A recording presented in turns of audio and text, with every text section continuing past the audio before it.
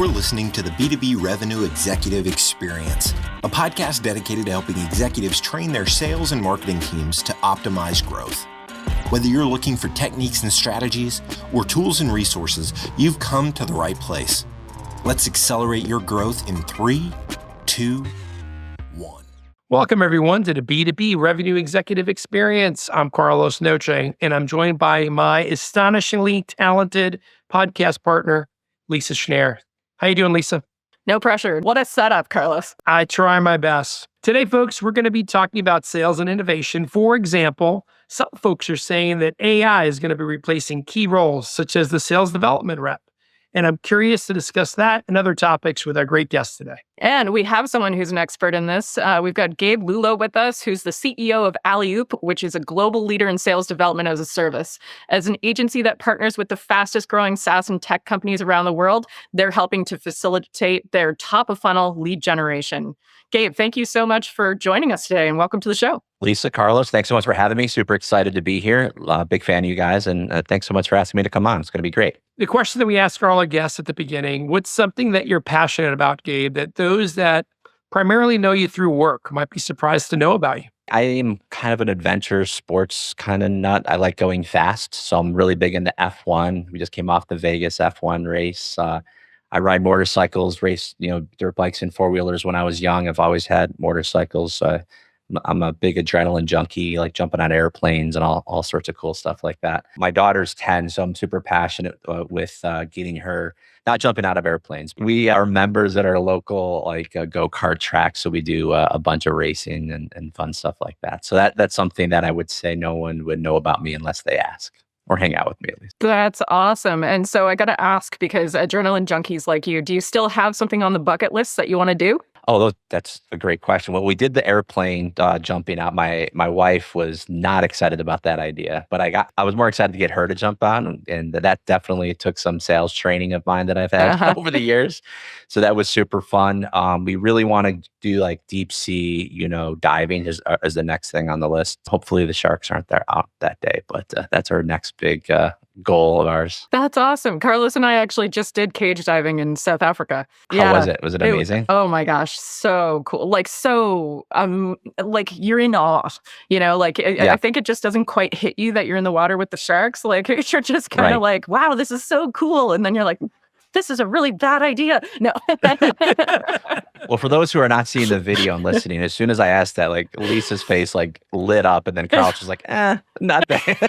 So we at least know who enjoyed it. There's one little aspect of it. So to get the sharks to come, Gabe, what do they put in the water? Well, when you're sitting in there and you're floating around and you realize covered in chum.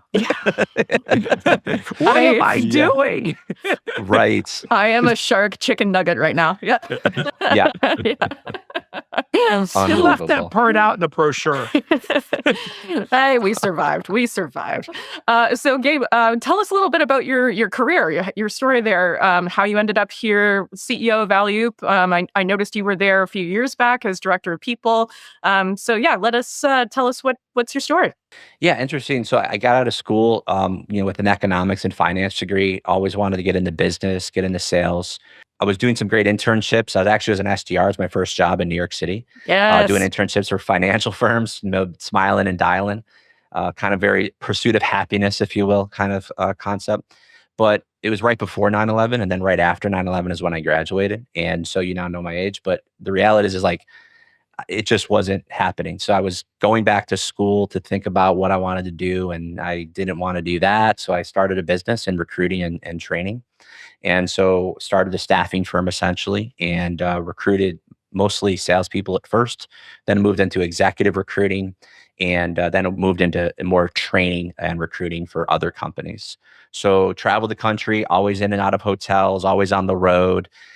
Great in your 20s, and then I was gonna have a baby, and got married and all that fun stuff. And so I said, I need something that's more inside, right? That's not me on the road all day long. And I found a company that was started by two brothers, Chris and Steve Hayes, and it was called Inside Sales Team at the time. So I said, wow, this is perfect. The actual name of the company is exactly what I'm looking for.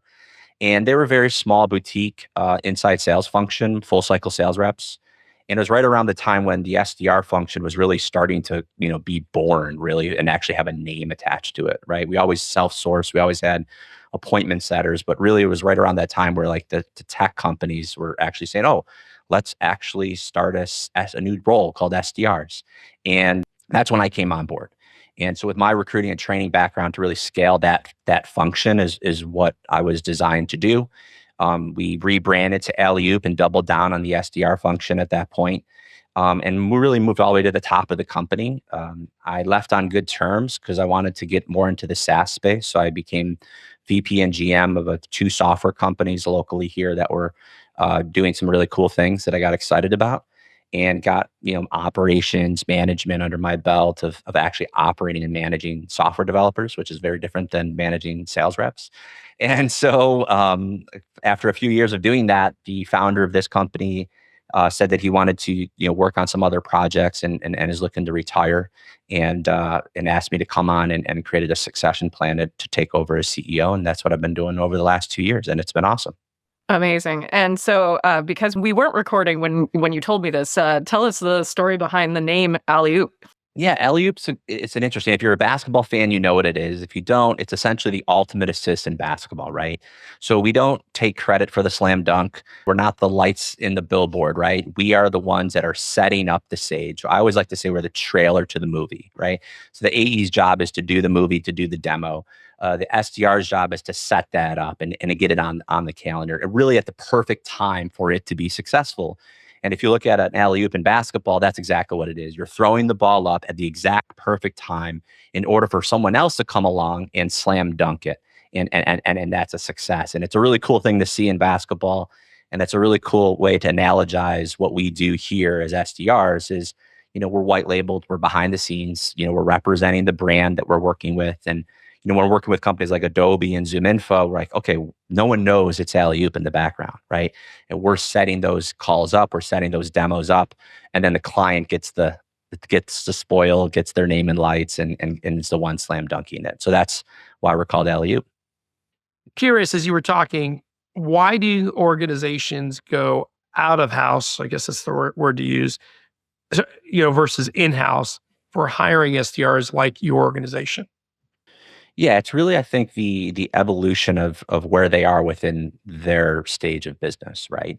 So a lot of founder-led sales companies come to us no differently than they would, hire an agency to do their accounting, and hire an agency to build their website, or hire an agency to, go ahead and do their HR, right? So they want appointments and they need revenue and they need prospecting for that to happen. And so at a founder-led sales company like that, who are still trying to figure out product market fit, who's still trying to figure out what, features they need to make this a robust product or service or whatever the program is, they want to really understand how to do it. And they don't have the capital really to do it themselves and invest into it long term. So coming to an agency like us allows us to really do programs that are going to hopefully get them those results immediately, and then they can then in turn invest into it themselves. And a lot of the reasons why you go to an agency is to have an exit strategy, right? You want to eventually bring it in-house, and we support that. And our clients, we work with them to build them an actual in-house team eventually, and they can actually hire our reps. So one of the functions that we have is our reps are hireable, direct hireable, to turn them into a AE for our clients one day long term. And it works. Other companies, as you mentioned, come to us for other reasons too, like Adobe. For give an example, they were launching Adobe Sign and trying to take market share from DocuSign back in the day. So they had all these reps and they didn't want to create turbulence with their existing teams. They wanted to, target if this is an actual product that they could bring to market without turning their existing reps into, confusion. So those companies like that come to us and say, okay, we'll build you campaigns, we'll do specific things at a short-term basis, and then they can then take it to market and bring it in-house. Is there an internal methodology or secret sauce that you guys do in-house to really make your reps successful? Your SDR successful versus, let's say, someone else's? Yeah, what's unique is, the average SDR, when you work on an in-house team, they're around about 45% of them leave after 12 months. And so we tried to source the best SDRs in the world. We don't hire people that are net new and put them on a project that used to be a bartender 2 days ago, right? These are people, which by the way, that was me. So I a long time ago. So I'm not making fun of that. That's actually where I started.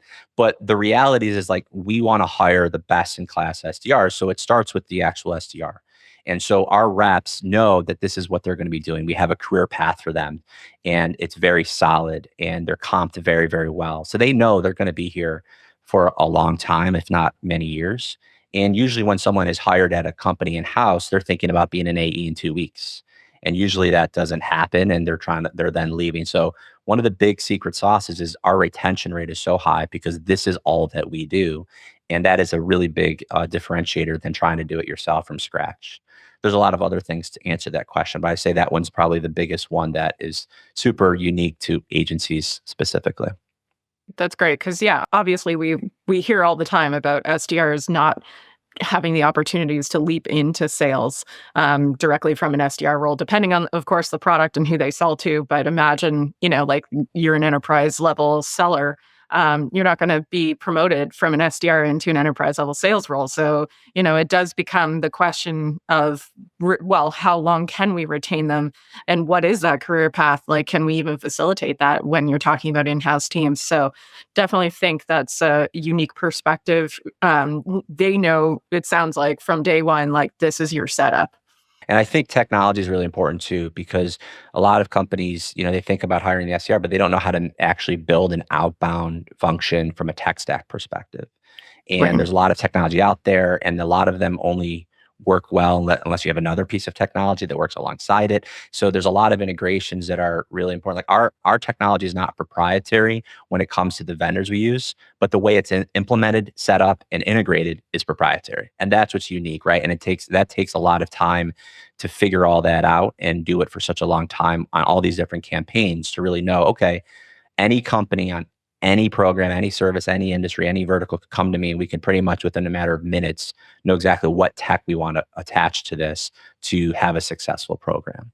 And so that is important too. And then of course, looking at data as well. There's data providers out there that are good at some segments versus others. And to Yeah. know that is super important. Yeah. And you've teed me up perfectly, Gabe, because one Great. of our topics of the day is, of course, AI in Yeah. sales. What does it mean? What are you seeing? Is your team leveraging it? 100%. So, there's a lot of back and forth with AI. I think AI is the buzzword. I mean, I think it even made the political race right now, right? Like everyone's talking about AI, right? Yeah. So we absolutely know that AI is here to stay. There's no way to put it back in the box. I don't have a magic 8 ball telling you where we're going to be in 5 years, but I do know that you have to embrace it, and you have to be excited about it and use it as a way, to grow and scale and evolve. Do I think AI is just going to completely replace the SDR function? Not right now. Do I think it's going to displace some SDRs? 100%. And I think we have to use it as a way to just do our job more effectively and better.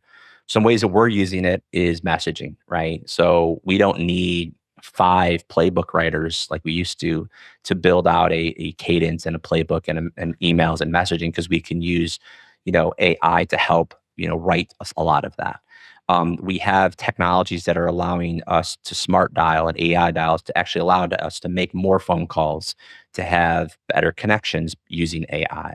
So, and of course, with email as well, there's a lot of tools that are coming out to allow us to have better email connections. So we're using AI to help increase the 3-4 channels that we use to connect with people more effectively. But what we're not doing is we're not making calls with an AI bot, if you will, sounding like another person and pretending to not be human. That's really, I think, where is not replaceable yet. And I think that's really what separates best in class SDRs who are high quality SDRs versus people who are just, going through the motions and trying to get that low hanging fruit. So I think AI is actually forcing us to have better quality conversations. I think the economy is forcing us to do that as well, because the last 3 years we're all realizing, wow, okay, we actually maybe are not as good as we thought we were because we were doing so great pre-COVID with the downturn of the economy. So it's forcing tools to be coming out for training and for being more effective, and role play tools that are AI based are really, really exciting right now that are coming to market. Getting our reps more effective on the phone are really, really cool. There's some specific tools that I'm excited about. You mentioned tools. Any recommendations for an effective tech stack for a successful SDR team? Because I got to tell you, we look at some organizations and when we ask them about their tech stack, it looks like a NASCAR slide. They got so many tools, they can't even spell them all. 100%. I call the tech stack of now, when I look at companies, it's kind of like a Jenga stack, right? It's like death by subscription, man. You're about to topple over, right? Because of all of the things, like, do you even know what you're paying for, let alone how to use it? And Right. so it was us, that was us, by the way, a few years ago. We were like looking at this and like, I was just going through our, income statement. I'm like, what the hell are we paying for? Like, why do we have, what is this? And so, someone got us, right? Someone had signed us up for something, and we just never took advantage of it. So we really just kind of scrapped it all out and threw it all away and said, okay, let's go back to basics. Well, what's working? What isn't? What's effective? What isn't? And let's test everything. And so, we did that with a data provider recently, and we tested it. And we said, oh, God, we can do this now. It's much less expensive and more effective. To answer your point, sorry, Carlos, there's two companies that I'm excited about. One is called Brevity. Brevity is an AI tool that allows you to do role play for your sales reps, which allows you to really train and also get your reps ready. I mean, Gong is great and Chorus is great for like what actually happened, but how do you take that feedback and put it into practice? And Brevity is a really cool tool to allow you to do role plays using AI, and it really saves up your manager's time to doing that coaching consistently. Another great tool is just Salesfinity, which is a parallel dialer that just came out. And you may have heard of companies like Nooks or Orem. Like, those are interesting. Some people don't love it because they feel it's spray and pray. And I think that's not more of the tool itself. It's more of the way the data is set up for the tool. Like, you can use AI parallel dialers effectively if you're doing it across data that is relevant and really narrow it in. And so I think that's important too, and it'll save you a lot of time.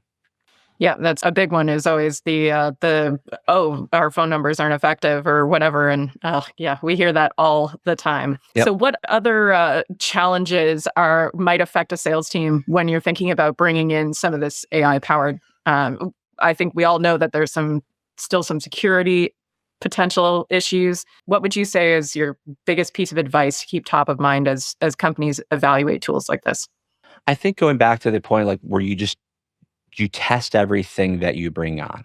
Don't bring on just because the AE said how cool it was. Like, truly go through the free trial, go through the tool and test it.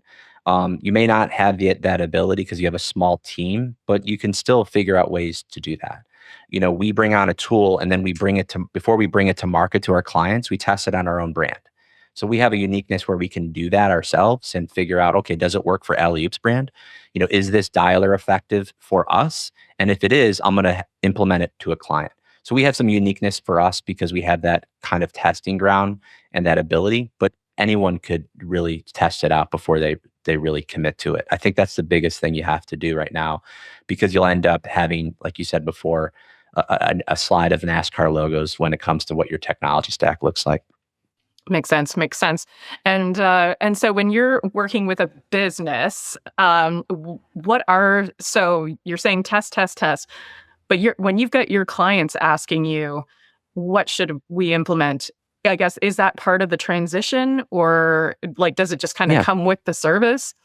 I think the biggest thing is your ICP. I mean, people just, they talk about it all the time, but what are they actually doing about it other than talking about it? And it all is revolving around that.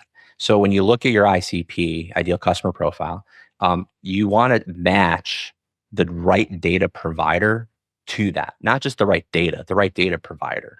There's some data providers that are better at IT professionals than they are for sales professionals. They're better at enterprise than they are for SMB. They're better at marketing professionals versus HR. So you want to really know, okay, what is the best data for me? And ask those questions when you're searching for a data provider. Figure out, get a litmus test of data. That's a test in itself without having to do anything about it other than figuring out, hey, this is the quality of data that I'm looking for my ICP. Then you determine what your channels are most effective, and we can help with that, right? So is phone the most effective for this tool? I'll tell you, salespeople pick up the phone, IT people don't. I mean, it kind of common sense, but sometimes people don't think about that. They're picking up the phone because they think it's your customer or another deal or prospect. So if I'm going to contact a salesperson, I'm probably going to use phone as my main channel. And so you want to figure out what's the most effective channel for that specific ICP and then work backwards from there. Do you need is your ICP and is your product something that's more transactional, small ACV, and it's, very quick buys? You could probably put someone who's a little bit more junior on that and save some money on your bottom line for investing in an SDR. Are you selling an ERP system and it's a $250,000 annual recurring revenue? You're probably going to want someone who's a little bit more tailored and seasoned to make that first call. And you're probably going to need to spend a little bit more money up front on that SDR. So that's how you want to, I think, tailor it without having to do as much testing up front if you don't have that capability. So one of the things that we know can be a big challenge is handing the handoff.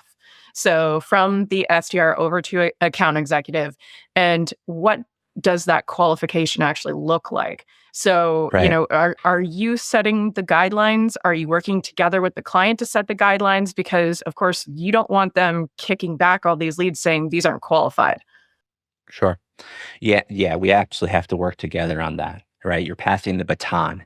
And, I don't look at it as, we're passing the baton and, each part is equal and important. If you're running a relay and there's two people running, the first part of the relay is just as important as the second. So that's how we look at it from an SDR AE relationship and handoff. So some of the things we do to provide a good handoff is our reps are dedicated to our clients. We're not an agency where there's some out there. There's a pool of reps just calling on an ICP and sending over mud against the wall and seeing what sticks. Our reps are fully dedicated. So they're in line, in Slack channels, communicating daily with these reps and sharing best practices and literally saying, hey, that one complete, did this one go? And you want me to get them back on the phone? So they're working truly in tandem as a tag team. Okay. And so that's super important when it comes to the handoff is they're working collectively daily already. So it's very casual almost at that point once they're running well together. Second, we have a lot of reps, our SDRs, literally getting on the call to make sure that the call happens. Say, hey, Carlos, this is Lisa. Lisa will be your account executive. This is Carlos. Carlos and I had a great conversation 2 days ago and is really excited to talk with you, Lisa. And I know pricing was a big concern for him on our initial call. So enjoy the call. Let me know how it goes and I'll hop off. That's the SDR. And that's what it would sound like. And they would do that physically. Additionally, they would, of course, fill out the notes and determine before they're even making calls, what is the qualifications that we need to make sure that we hit on these calls. We usually write down 5, and if we can get 3 out of 5, we're excited. Our client's excited. And then we figure out what those are and what those look like. And we sometimes push back. Some of our clients like, we need to know if they have budget. I'm like, that's not, you don't talk about that in the trailer to the movie, do you? Like, right? Like if you're watching the trailer to the movie, are you going to say the ending in the movie and then the trailer? No, you're going to ruin the movie for somebody, right? So like we talk about and push back and not so it's easy for us, but so it's effective for us. That was the other hot topic this morning. We're talking about, that whole qualification criteria and how firm we stick to it, not letting sales be the dictator of whether they will or won't take a lead. Yeah. And then the other one was, using budget as a qualification on that first or second call is just crazy. Yeah. I actually had a client about 2 months ago who was upset because he was getting so many leads. And he said that he wanted to narrow them down. I said, listen, that's not the way to go. We don't want to be talking about budget on an opening call. This is about, again, it's about kicking the tires. It's about a meet and greet. It's about, of course, we want to know, are they the right person to be talking to? Do we want to know, like, is it a product market fit initially? Like, there's obviously questions. We're not going to waste your time. But talking about money before you even get to the dance isn't the way to go. And I totally agree with that. 100%. Yeah, and it really limits your pool, right? Because think about what you're saying. It means we only want to talk to people that have already started a process, have already put money aside. And odds are when you get to those folks, which sound good on the surface, we're late. relate Yep. to the party. Someone else has Yep. helped got him to this point. Yeah. I mean, when you look at the SDR function, it's really a marketing function, sales and marketing, right? Marketing is known for throwing arrows against the wall to the sales team and saying, you can't close any of my leads. And then the sales team is throwing arrows against the wall or over the wall and saying, hey, you're not giving me enough leads. And the SDR, I mean, actually, interestingly enough, our point of contact now more than ever before are CMOs. Usually it's been, CSO sales, VPs of sales. Now it's actually almost 50-50 where our client point of contact is the marketing function. And more of the SDR function is living in the marketing world. And I think that needs to be more adapted to other companies because it really is, a marketing function just as much I would say as it's a sales function. And we're actually training a lot of industries right now that don't even know. Like I actually was on a call this morning. I can't say the name, but I was on a call this morning and the VP of sales didn't even know what the definition of SDR was. They just called it something different, but SDR to them, and they're a huge company, but they're not tech, they're not SaaS. So the SDR role is growing dramatically in all these other spaces that are arguably not doing so well right now, quote unquote, like SaaS is, that are adopting that. Staffing firms, insurance, financial advisors, manufacturing, huge big ticket items, airline, private jets are all coming to us saying, hey, we need prospecting to be done. We understand that this is not something that has to be self-sourced anymore by our sellers. So it's interesting. Because part of the topic we hear these days is, hey, the SDR role is under pressure because everybody thinks, hey, down the line, we could automate this with AI. But the other side of the equation today is, hey, it's a great function, but guess what? Our sales reps got fat and lazy. They've lost that muscle to go prospect. And I want them to build it up. So I'm going to invest less on the SDR role and expect my reps to prospect more. Are you seeing that trend out there or not? And I'm really looking for your view on it because you're seeing it more than I am. Yes, but I think it's a bad move. I think it's not all or nothing. I think it's just Right. let's take a look at a percentage, right? So I'm seeing a lot of companies right now. I was actually talking to one of not a competitor, but a gentleman in our space. He's in Australia, and he wrote a great blog on LinkedIn. And he was seeing the same thing I was, and he wrote it really well. Point being is that a lot of companies are firing all their AEs because, again, to your point, they're not trained up, they're not leveled up, they're too expensive, they're used to low hanging fruit in the bullish market of 2009 to 2020, right? And so Yep. they're just not where they need to be, and they're terminating them, and they're accelerating those SDRs into their AEs, and they're doing it at a better price point. And then the flip side is happening as well. We're noticing that, they're firing all the SDRs and then they're having like you said, all the AEs starting to do the prospecting. And I think companies are dramatically doing one or the other for the same reason. But the reality is I don't think that it should just be one or the other. It should just be a percentage. Like AE should be prospecting more, sure. But 100% of the time, 50%, what is it, right? And do we see different tools being used to effectively streamline SDRs? Sure. With a parallel dialer, you can 5x an SDR pretty simply. The Bridge report came out this year saying the average SDR in-house was 40 outbound calls and 40 outbound emails. If someone worked for me and did that, they'd be fired in one day. And it's just like that would be unheard of on the metrics that we're used to, which is dramatic 5x. So I think with AI tools, you can scale back your SDR headcount and get just as more for less. And I think from the AE function, you can absolutely put more prospecting in their wheelhouse. But do you want them truly doing 100% of their day for prospecting? I wouldn't. I want them doing the demos and closing and getting contracts.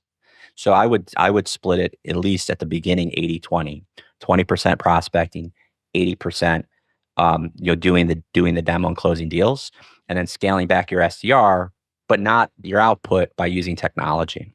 So it's curious. You mentioned if they were doing only 40 emails, 40 calls a day, you'd fire them. And I'm sure it depends based on industry and Sure. all that side of it. But curious, what should be the expectation? How much activity prospecting on a daily basis or weekly basis should we be seeing from SDRs? Our reps do 500 action items a day. That's what ours reps do. So our And what will reps are be an doing, action item? Just to, sure. Yeah. So it's 250 dials and 250 messages across whatever channel is most relevant to that client. So usually it's 250 emails and 250 LinkedIn items on a daily basis. And we can use tools to scale that. By the way, before AI, it was less than that. But with AI, we can do more of it. So it's just not a matter of AI is replacing, AI is enhancing, right? So our callers are making 250 outbound dials per day against the right context and the right data. And they're doing approximately 200 emails with 50 LinkedIn actions per day with the tools we currently have. yeah, I'm laughing on the inside because I was just dealing with a client where their gold standard is $30 a day. And their managers freely go, but we're not doing that much. It should be embarrassing. A lot of people are saying, well, the SDR function is going to be replaced. Yeah, that's because your SDRs only email all day long, right? Like the reason why your SDRs email or should be replaced is, like I said before, a lot of SDRs who are not good SDRs. And it's not because of them. It's just the company that's what they're expecting from them, right? So if an SDR team is only emailing all day, we see what's going on with the outreach announcement. We see what's going on with AI. We see what's going on with the spam, filters. Like, yeah, that I wouldn't have a team at all doing that. Right. But if you're looking to really get traction, our phone is still the number one weapon in the toolbox. And so, yeah, I agree. We mentioned talent. And for our listeners, I think attracting top talent and getting them in a position, and you come from a hiring perspective. So, any ideas or insights on how do I find the best talent, attract them, train them up, and keep them? Yeah, I mean, my recruiting hat always says always find passive candidates. A passive candidate is somebody who isn't looking for a job, right? Who's actively looking. Now, I know that's a misnomer right now because there's a lot of talent out there that are being displaced for no fault of their own. And I think there's a lot of talent out there that you can absolutely attract if they are looking for work. But the old adage of as a recruiter, the best candidate is someone who isn't looking because they're probably really good at what they currently do, right? So having the ability to source candidates who are ready, very good at what they do, that is, of course, my favorite way of bringing people into the company. Our advantage is we comp people really, really well, but more importantly, our culture is phenomenal. So we have a fully remote company. We have a lot of incentives. And we also tailor comp plans. I think this is something that, especially companies who have smaller teams, of course, most are smaller than us, right? When it comes to their in-house team. And so tailoring a comp plan is not hard to do for a 3 to 5 person SDR team. And it will pay you huge dividends for not only attracting, but also retaining those reps. And how do you do that? You just find out what people are excited about. I mean, I got a guy right now who is crushing the phones to win a 60-inch plasma or a flat screen television. And he told me that's what he wanted. I have another individual who's crushing the phones because they want to buy a ring for his girlfriend and get married. And so it's either money, it's prizes. I have one who's a stay-at-home mom of 5 kids, and she's crushing the phone so she can have more PTO for birthdays. You know what I mean? So it's like, we're going to give you more PTO if that's what you want. We're going to give you and buy you prizes if that's what you want. We're going to help fund things for you financially if that's what you want. So we truly incentivize, not the whole comp plan, but portions of their comp plan incentivized and tailored for the reps. And you're going to attract people and keep them if you do it that way. I love that. I love that. Well, we could keep you going all day, Gabe. So want to wrap up, but I wanted to Getting ask. kicked out. Wanted to ask a question because we don't always ask this, but I always find it an interesting one. And this can be personally or professionally. What would Okay. you say is one of the biggest mistakes you've made along the way that if you could go back and redo it, would change your life? Yeah. So I had a partner when I first started, and it was because of, I needed money. I was young, right? I needed a partner, and the partner financially supported the business in the beginning stages. And then I realized that I was, again, talking about percentages. I was doing 90%, and he was doing 10. And at first it made sense financially, but towards the end of the partnership, it was just not a smart move for me anymore. And I wish I didn't stay in that partnership for as long as I did, because I'm loyal to a fault. I don't know, it's Yeah. just how I am. And so I think if it's not working, do your best to fix it. And if it's still not working, do something different. And that was my biggest learning lesson, I think, in my professional career, is to really find people and partner up with people. Because I don't think you should just do everything by yourself. I definitely believe in partnerships, but I always say find the partner after you're working with them for a while and test them out, and that I think will make you more successful long term. Great advice.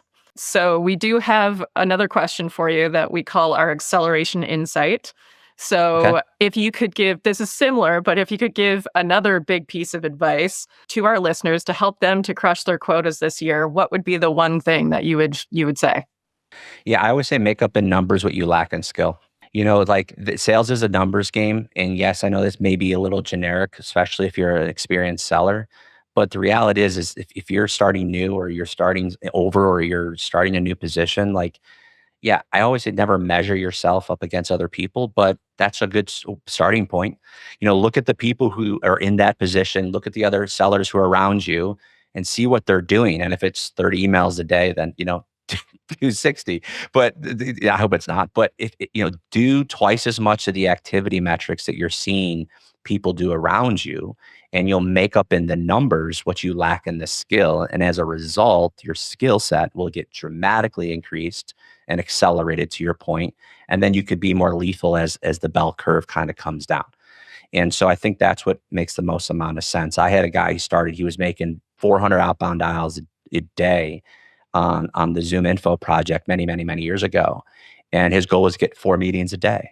But over time, and he did, but over time, he was able to do 30, 60, 70 calls a day and get the same result. And it was because he made up in numbers in the beginning on what he lacked in skill, but the skill then balanced out. That's great. Well, Gabe, if any of our listeners wanted to talk to you more about any of the topics we covered today, or of course, learn more about Alleyoop, what's your preferred method of communication? LinkedIn. I'm hyper responsive on LinkedIn. I post every single day, Monday through Friday on LinkedIn, and we're very responsive there. So that'd be a great way to connect with me directly. And if you ever need to connect with me business wise, our website Alleyoop.io is a great source as well. Amazing. Well, cannot thank you enough for your time today, Gabe. We know how valuable it is, and it's been great having you on the show. You guys are awesome. Thanks so much. All right, Thanks, everyone. That does it for this episode. Please check us out at www.b2brevexec.com. Share this episode with your family, your friends, your dogs, your colleagues. And you can subscribe through YouTube, Spotify, or Google Podcasts. And if you like what you hear, please do us a favor and throw us a 5-star review on iTunes. I am Lisa Schneer. I am joined by my never boring podcast partner, Carlos Noche. And until next time, we wish you nothing but the greatest success. You've been listening to the B2B Revenue Executive Experience. To ensure that you never miss an episode, subscribe to the show in iTunes or your favorite podcast player. Thank you so much for listening. Until next time.